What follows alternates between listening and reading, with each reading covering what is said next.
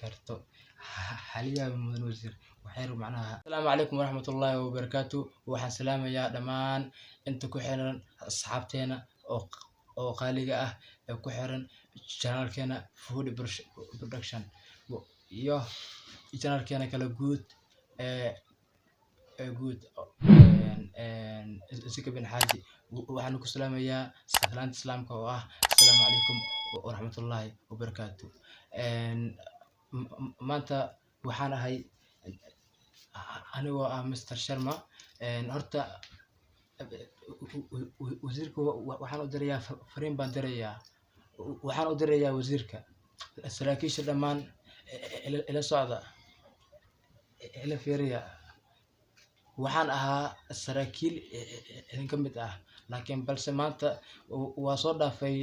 kabtan waan soo dhaafay gaashaan waan soo dhaafay janan sareeg guud xataa waa soo dhaafay sareegaas baan ahaa hadda laakiin balse waa ka baxay Zika bin Hajiyow aniga waa ka baxay bas waa sareegaas xataa marago waxaan ahay musharax taagan baan ahay meeshaan baa joogaa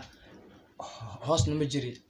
cirkana ma jiri waxaan marayaa laba dhaxda waxaan doonayaa garabka inaad jug igu siiso sidaan u gaaro cirka yani waad fahmi kartaa isbaanku waa shay qaali ah asxaabta saraakiisha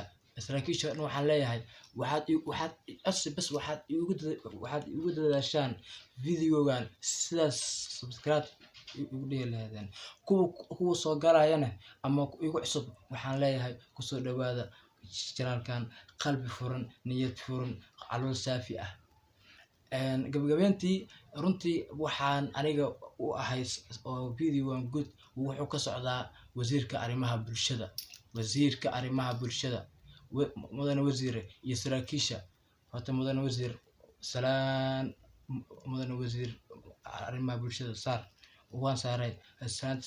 saraakiisha laakiin waa idinka sareeyaa waxaan saree guuto okay laakiin waa idinku qaatay waxaan rabaa inaad ii kala kicisaan mudane wasiir waad maqlaysaa haddii aad aragto fadlan haddii aad aragto fariinteeda